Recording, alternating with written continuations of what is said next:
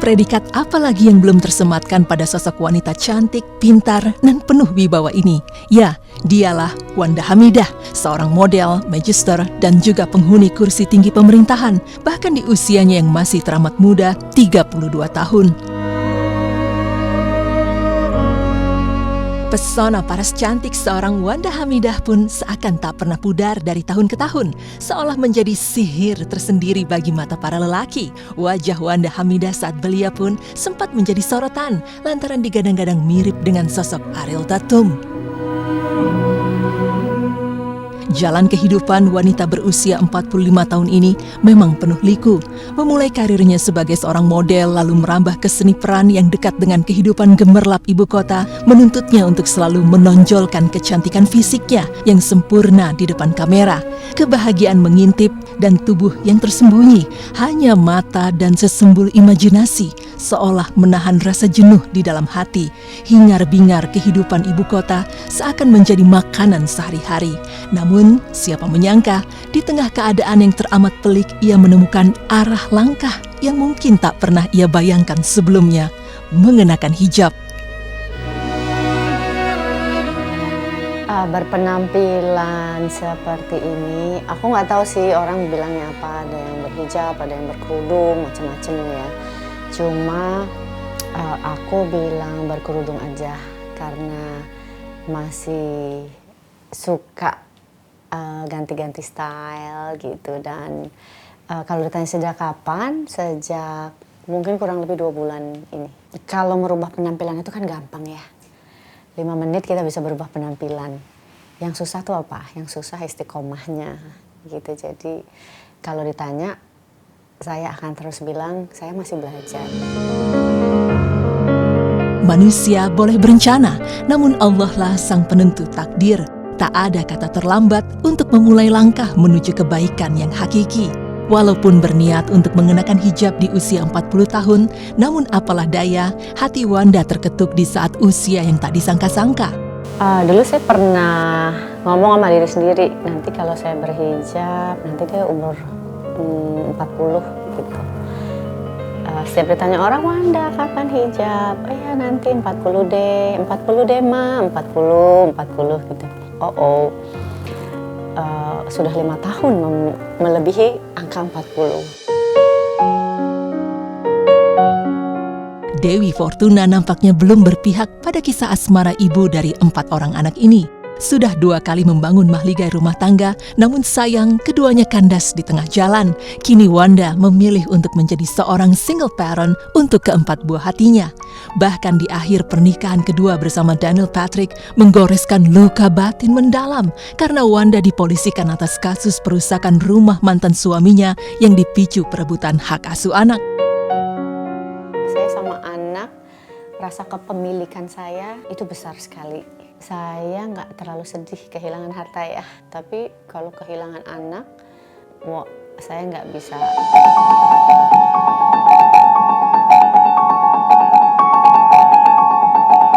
Tak hanya itu saja, jauh sebelum Wanda Hamidah memutuskan berhijab, artis sekaligus aktivis dan politikus itu sempat divonis mengidap penyakit tumor payudara. Dan lagi-lagi bak superwoman, Wanda harus berjuang demi anak-anak melawan penyakit ganas ini, hingga dinyatakan sembuh oleh dokter. Kerasnya cobaan tak menggetarkan langkah Wanda untuk tetap menjalani kehidupan ini. Inilah qadarullah Sang Maha Pencipta. Ia hanya perlu menerima dan bersyukur atas ketetapan takdir yang telah ditulis di Lauhul Mahfuz. Waktu demi waktu berjalan, Wanda akhirnya berdamai dengan keadaan. Politisi cantik ini menemukan wujud syukurnya dengan menutup aurat dan berhijab.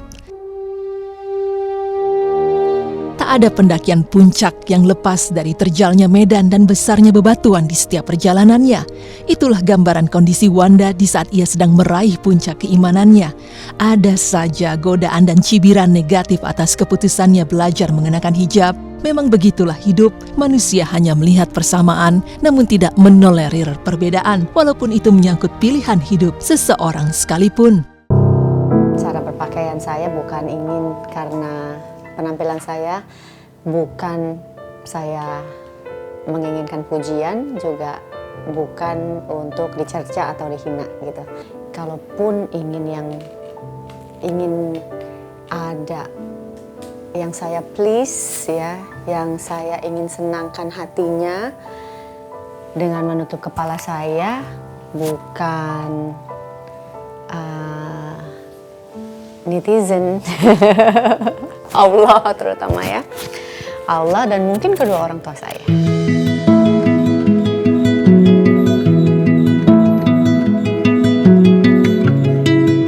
Sahabat cantik, seperti janji Allah yang diriwayatkan oleh Nabi Muhammad SAW, barang siapa yang mendekat kepadaku sejengkal, aku akan mendekat kepadanya sehasta.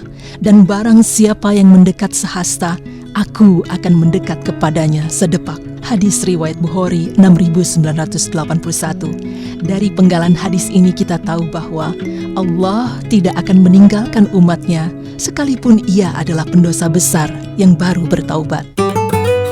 Kayaknya agak tidak masuk akal kalau bukan karena pertolongan Allah, saya bisa memenuhi kebutuhan hidup kami berlima gitu.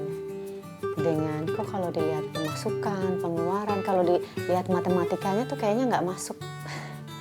Tapi alhamdulillah sampai detik ini semuanya tercukupi gitu. Jadi ini kalau buat saya ini sebuah mukjizat. Sekali lagi saya percaya Allah itu nggak akan membiarkan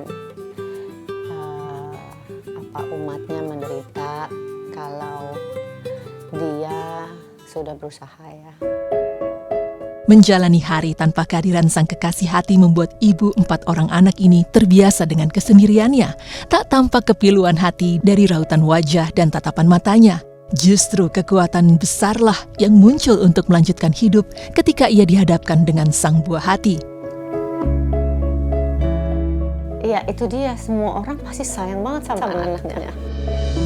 Kasih sayang anak kepada orang tua nggak akan mengalahkan kasih sayang orang tua ke anak. Gitu ya. Jadi ini refleksi saya kepada orang tua gitu dulu. Setelah punya anak baru saya sadar bahwa orang tua itu kasih sayangnya luar biasa kepada anak. Satu persatu badai kehidupan mulai reda, Wanda pun mulai menata hidupnya kembali yang sempat porak-poranda diterjang badai. Kini, sesekali dalam diamnya, Wanda hanya bisa melangitkan untayan doa kepada Sang Maha Penentu, berharap segala yang terjalani menjadikannya sebagai salah satu penghuni surga kelak. Amin, amin, ya robbal alamin.